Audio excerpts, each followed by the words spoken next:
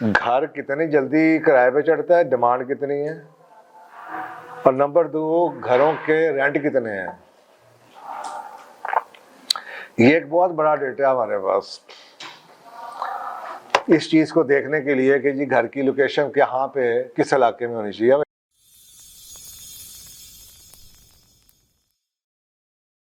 तो location of the house के लिए जी सबसे पहले एक डेटा जो आपके लिए बड़ा अहम होता है वो रेंटल डिमांड होती है और रेंटल वैल्यू होती है कि जिस इलाके में घर कितनी जल्दी किराए पे चढ़ता है, डिमांड कितनी है, और नंबर 2 घरों के रेंट कितने हैं। ये एक बहुत बड़ा डेटा है हमारे पास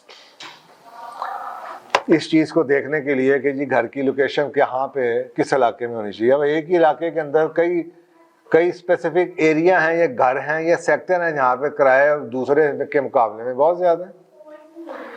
तो एक तो आप देखें कि रेंटल डिमांड ज्यादा होनी चाहिए। नंबर 2 घर उस इलाके में 15 वो घर जो है वो 15 साल या उससे ज्यादा होना चाहिए कि जी इलाका। फिर वही बता रहा हूँ कि कई सेक्टर ऐसे होंगे जहाँ पे कुछ गलियां ऐसी होंगी जहाँ पे वो घर पुराने थे, उसके बाद अगला सेक्टर या उसकी एक्सटेंशन बाद में शुरू हुई है, तो उस तरफ ना जाएं। तो आपको वो गली चाहिए जो फुल्ली डेवलप्ड है, नेबरहुड डेवलप्ड है, और ये 15 साल 20 साल पुराने घर हैं यहाँ पे। नंबर 3 जहाँ पे स्टडी और इंक्रीजिंग प्राइसेस हैं। ये डेटा भी आपको ज़मीन.com से मिल जाएगा। जैसे मैंने आपको स्लाइड दिखाई कि जनाब इस इलाके में पिछले आपको एवरेज वैल्यू निकाल देगा। ज़मीन.com डेटा नीचे इंडेक्स दे रहा होता है कि 5 मरले की घर पिछले 7 सालों 10 सालों में इस इलाके में कैसे कीमतें बढ़ी हैं। तो यहाँ से आपको अंदाज़ा हो जाएगा। कई इलाके ऐसे होंगे जो ऐसे ऐसे होंगे, वो मत लें। एक इलाका आपको ऐसे नज़र आ रहा है, बस ठीक है, दैट इज़ गुड इंडिकेटर कि स्टेबल प्राइस है, सीधी ऊपर जा रही है। ऐसा इलाका जहां पे एल्डरली रेजिडेंट्स हों, वो उसमें पोटेंशियल ज्यादा होता है। वो मैं आगे जाके और क्लियर करूंगा। जो एल्डरली होते हैं साफ जगह कि वो एक तो ये कि जी वो एल्डरली हैं, उनकी लाइफ में कोई चेंजेस आ सकती हैं, रिटायरमेंट हो सकती है, बच्चों के पास जा सकते हैं, घर को मैनेज नहीं कर सकते, बेचने के लिए कई उनके पास मौके आ जाते हैं। दूसरी बात यह है कि जहाँ पे एल्डरली रह रहे हैं, इसका मतलब है कि वो नेबरहुड के अंदर वो उसके पूरा जानते हैं, 15-20 साल से वहाँ पे रहते हैं, पुराने हैं, तो वो उस जगह को जानते हैं। अब ये चीज़ें प्रॉपर्टी डीलर आम आदमी नहीं देखता, लेकिन जब आपने किसी चीज़ को समझना है तो ये समझें कि इन चीज़ों की बड़ी वैल्यू है कि यार ये बंदा यहाँ पे 10 साल से रह रहा है, ये 15 साल से यहाँ पे रह रहा है।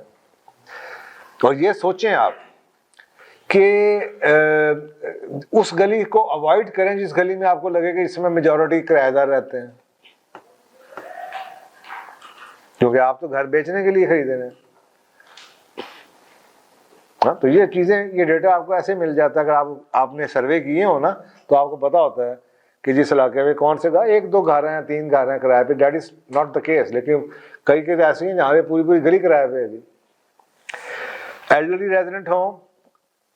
और उसके बाद आखिर में आता है कि जो प्लॉट की लोकेशन है और जो घर इटसेल्फ है, आखिर में अब वो आती है। पहले आपने ये सारी चीजें देखी हैं, अब ये है कि अच्छा ये लॉट क्या, कॉर्नर का घर है ना, सड़क के करीब है, एंट्रेंस के करीब है, फेसिंग पार्क है, मस्जिद से करीब है, दूर है, ये लॉट होगी। घर कैसा है, घर की कंस्ट्रक्शन कैसी है, घर के अंदर क्या हुआ है, लकड़ी का काम कितना होने वाला है, ये काम कैसे होने वाला है, तो ये आखिर में आता है। सिर्फ घर को देख के नहीं, ऐसे ऐसे मैं आपको बता रहा हूँ कि जो घर बहुत साफ सुथरे चमकते हुए नजर आते हैं और एक घर जिसके चेपड़े गिर रहे होते हैं, पता चलता है मार्केट वैल्यू इसकी ज्यादा है और इसकी रीसेल ज्यादा है, ऐसे बिकता है।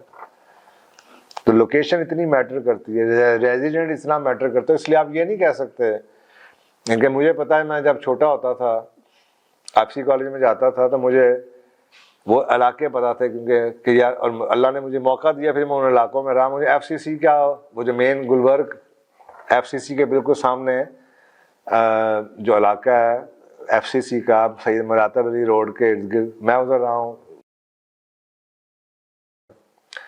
अब मुझे पता है वहां पे कौन लोग रहते थे। इसी तरीके से अगर मुझे आप ये कहें कि उसकी बैक पे मैं घर ले लूं तो मैं नहीं लूंगा। इसी तरीके से मैं अलाउद्दीन रोड पे रहा हूं, कैंट में, ब्रिज कॉलोनी में रहा हूं, मेन गुलबर्ग में रहा हूं।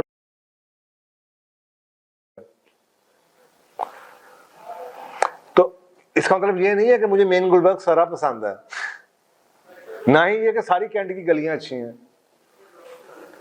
तो कुछ खास नेबरहुड्स होते हैं, हर इलाके में होते हैं। सारा अच्छा नहीं होगा, लेकिन कुछ किसी सेक्टर की कोई एक दो गलियां इतनी खूबसूरत मेंटेन होंगी कि बंदा खुश हो जाता है। उसकी डिमांड ही और होगी, तो साथ में उसकी डिमांड अगर ज्यादा है तो प्रीमियम भी देना पड़े तो प्रीमियम देना तकलीफ नहीं देता। ओके, जो चीज रेयर है उसका प्रीमियम हर हालत में आपको मिलता है, क्योंकि वो एक ही है। वो या तो ना कि 100 हो आपके पास तो आपको परेशानी हो कि ये बिकेंगी कैसे, वो एक ही चीज है भाई। को 100 में से एक कस्टमर तो होगा जो कहेगा मैंने यही लेनी है, मुझे फेसिंग बाग ही चाहिए, मुझे इसी गली में चाहिए।